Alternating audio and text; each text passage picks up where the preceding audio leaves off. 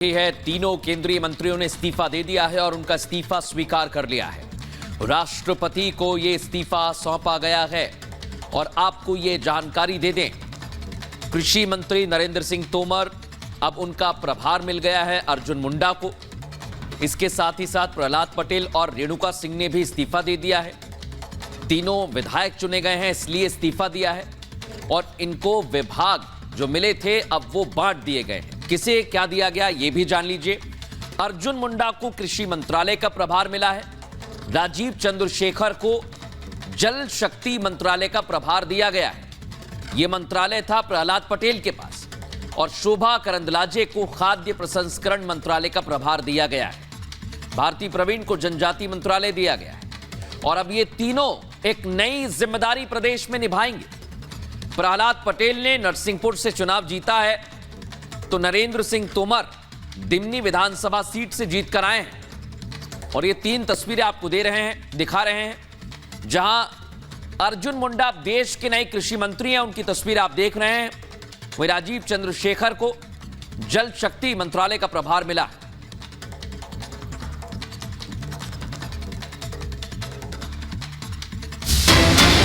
एक और अहम खबर, जेपी नड्डा और वसुंधरा राजे की करीब 1.5 घंटे तक बैठक हुई है और उनके बेटे दुष्यंत के साथ वो पहुंची थी जेपी नड्डा से मुलाकात के लिए। ये तस्वीर हम आपको दिखा रहे हैं। सवाल कई सारे हैं। उनकी मुलाकात की पहले ही हलचल तेज हो गई थी और राजस्थान में सीएम कौन रहेगा इसे लेकर अभी भी हलचल बढ़ी हुई है। लेकिन 1.5 घंटे तक मुलाकात हुई है। और दर्शकों को यह भी बता दें कि नड्डा से मुलाकात की है वसुंधरा राजे सिंधिया ने 1.5 घंटे तक। और इधर बाबा बालकनाथ ने गृह मंत्री अमित शाह से मुलाकात की है। और तीनों राज्यों में अभी भी सस्पेंस बना हुआ है कि सीएम की कमान किसे मिलेगी।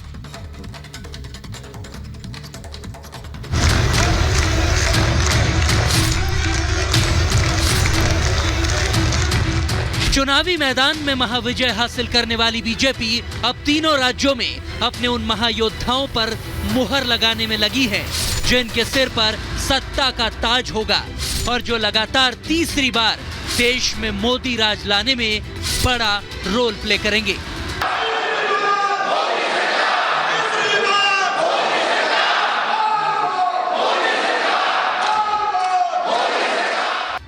मध्य प्रदेश और छत्तीसगढ़ में सीएम के नाम को लेकर अंदर खाने तो काफी चर्चाएं हो रही हैं, लेकिन कोई नेता खुलकर ना शक्ति प्रदर्शन कर रहा है और ना ही कोई दावे। मगर इसके बिल्कुल उलट राजस्थान में सबसे ज्यादा सियासी हलचल देखी जा रही है।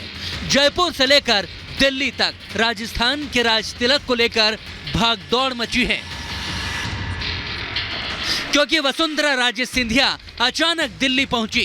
कई विधायकों से मुलाकात करने के बाद वो दिल्ली आई, जहां वो बीजेपी के राष्ट्रीय अध्यक्ष जेपी नड्डा से मिलने के लिए गई। दोनों के बीच में मुख्यमंत्री पद को लेकर लंबी चर्चा होने की खबरें सामने आ रही हैं। अब ऐसे में ये तय होगा कि उन्हें सीएम बनाने के लिए बुलाया गया था या नाराजगी से मनाने के लिए ये मुलाकात हुई है। यानी अटकलें बहुत सारी हैं। बाबा बालकनाथ भी इस रेस में बताए जा रहे हैं, तो केंद्रीय मंत्री अश्विनी वैष्णव का नाम भी चर्चाओं में है। इन सब के बावजूद वसुंधरा मैदान छोड़ने को राजी नहीं है। I come to see my daughter-in-law. I come to see my daughter-in-law. करीब 50 विधायकों की परेड कराने के बाद जब वसुंधरा राजे ने जयपुर से दिल्ली दरबार में कदम रखा तो उनका बयान कुछ अलग था, मगर इरादे शायद कुर्सी पर कब्जे के। लेकिन रेस बहुत लंबी है। मुख्यमंत्री को लेकर हलचल के बीच जयपुर में बाड़ेबंदी की खबरें भी सामने आई। दावा किया जा रहा है कि जयपुर के सीकर रोड के रिजॉर्ट में कई विधायकों को रोका गया, जहां पर विधायक ललित मीणा समेत 6 विधायक ठहरे हुए थे। प्रदीप राजावत के नाम पर होटल के कमरे बुक किए गए थे। लॉबिंग को देखते हुए विधायक के पिता उन्हें लेने के लिए पहुंचे। किशनगंज के विधायक ललित मीणा ने अपने पिता के कहने के बावजूद आने से इनकार कर दिया।